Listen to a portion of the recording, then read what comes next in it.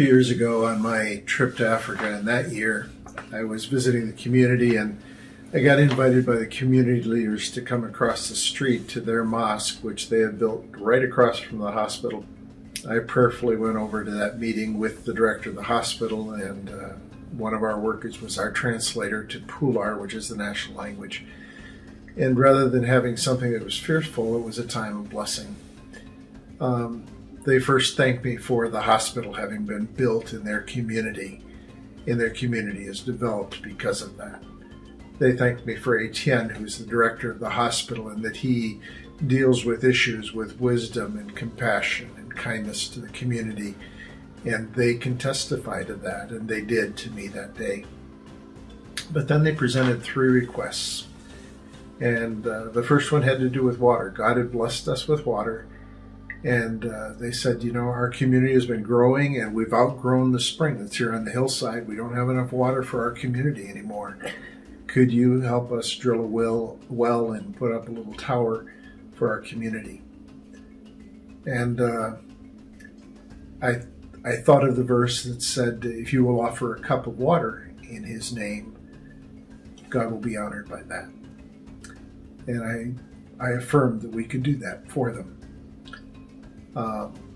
Got the permission of the board to do that, and we ultimately did within the year do that for them.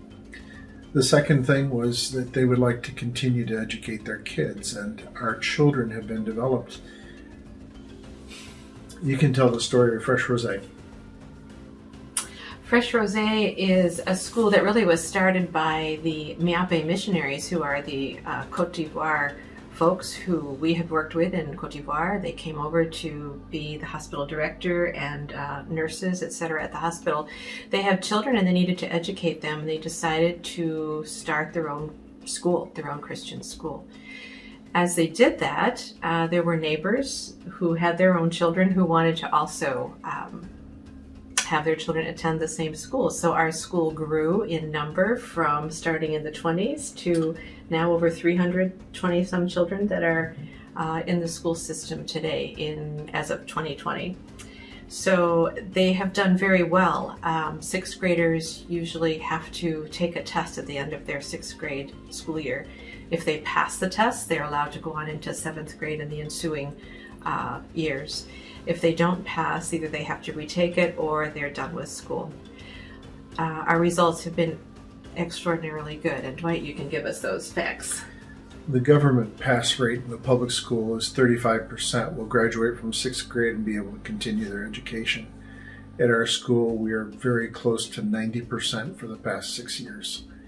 And the parents want to send their kids to our school because they'll get a better education. So we were answering that need of education for their children. Their third request was having to do with jobs. And they said, we would like our children to be able to grow up and work at your hospital. And to this one, rather than giving an answer, God gave me the wisdom to say, we have a 2-purposed hospital. One is to give the best quality medical care to everybody who comes. And your children could grow up and do that. But the second part of our work is to share the gospel with everybody who comes.